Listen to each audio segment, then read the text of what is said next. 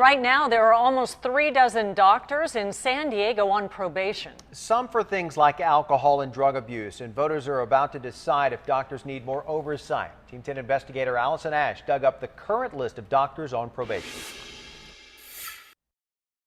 34 doctors in San Diego County are on probation by the California Medical Board, meaning they've agreed to seek counseling or additional training, including Dr. Gerald Schneider. The board found Schneider had an intimate physical relationship and sexual intercourse with the patient before and after her surgery.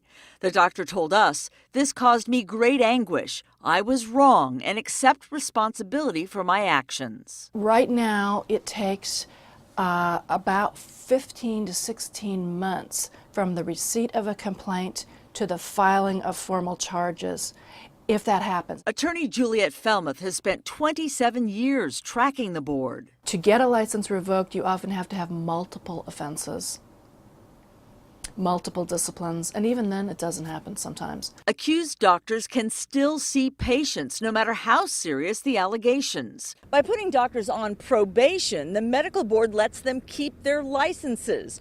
We checked the files of doctors here in San Diego. Medical board records show Dr. Chris Ghosh performed a hysterectomy under circumstances which there was no emergency. The board then put him on probation. Ghosh told Team 10 he didn't get a consent form signed. 44% of doctors on probation in our community involve drug and alcohol issues, like Dr. Flora Danke. Board records show she gave one patient more than 7,000 tablets of a narcotic in just over a year. She told Team 10 she was falsely accused. Today, the medical board has her on probation. There's also Dr. Deborah Lynn Aaron. She was driving under the influence in New Mexico and was involved in a fatal crash, according to board records.